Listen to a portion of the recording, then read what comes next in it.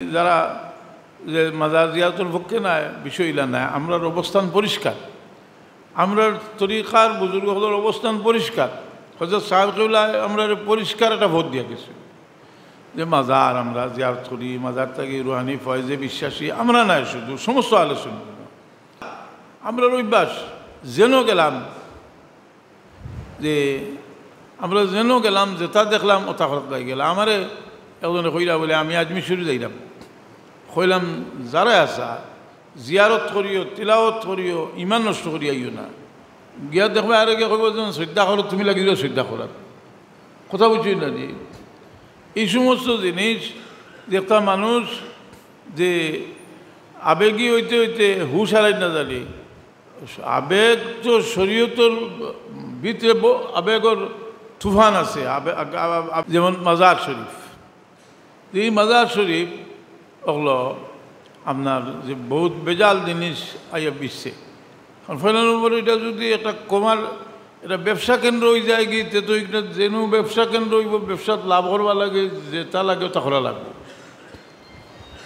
তো আমরা অনেক সময় আমরা একগুলো ওলামায়ে কেরাম যে মাজার শরীফের জিয়ারত গেছেন, গিয়া যে বক্তব্য রাখছেন, সেরও মনে হইতে পারে যে এই বক্তব্য রাখছেন সেরোর লগে একাত্মতা ঘোষণা করে দিলানি যারা যে মাজার জিয়ারতের পক্ষে নাই বিষয় ইলা নাই, আমরার অবস্থান পরিষ্কার, আমরার তরিকার বুজুর্গ হলের অবস্থান পরিষ্কার। হযরত সাহেব কিবলা আমরা পরিষ্কার একটা ভোট দিয়া গেছি যে মাজার আমরা জিয়ারত করি, মাজার থেকে রুহানি ফয়েজে বিশ্বাসী আমরা নাই, শুধু সমস্ত আলোচনা এই মাজারর হেফাজত করতা।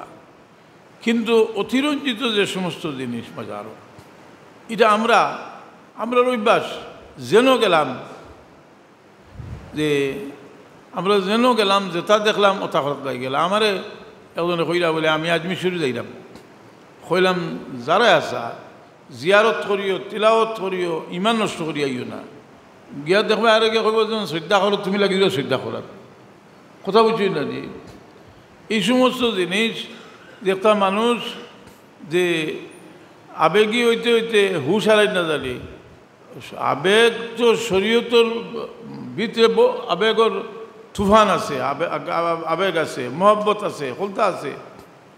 আপনি এ খবর খান্দাত খাড়া হইয়া আপনি দেখুন যে আমি আপনার মহব্বত কি জিনিস, আপনার বাবার মার খবর খান্দাত কি খাড়া হইন জানি, আপনি আলালি আওলাদ হইন যদি,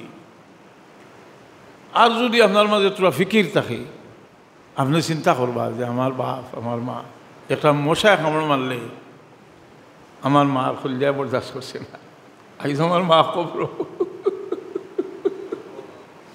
এই খবরটার অবস্থা কি তা বলে ইম্মা রোদ তুমি দিয়া দিল যাল না হবর তুমি নুবরিন না, ও তো বেশ তোর বাগান আর নাই জোহর গা।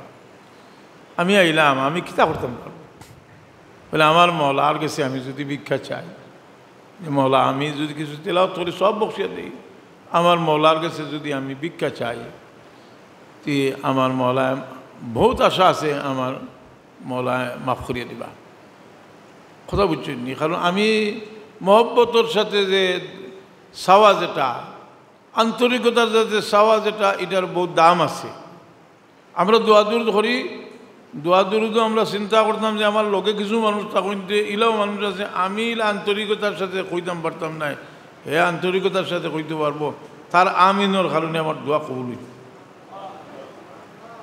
কথা বুঝছেন নি? এক মুসিবত দাদা মানুষ দোয়া চায়, যদি আপনার দোয়া করতে চাই না একজনে, আপনি মনে করেন যে বিচারাও এক সম্পদ, কারণ তার দিল একটা আগুন, আর আল্লাহ কি তাই আগুন দেখলেন, তার লিয়ে দোয়া করি, তার দিলর আগুন বেসাই আল্লাহ রহমত যদি এক জায়গায় নাজিল হয়, এটা ইনো সীমিত থাকে না। এক মহফিলও একজন মানুষের কারণে রহমত নাজিল হইলে সারারে আল্লাহ সামিল করলেন।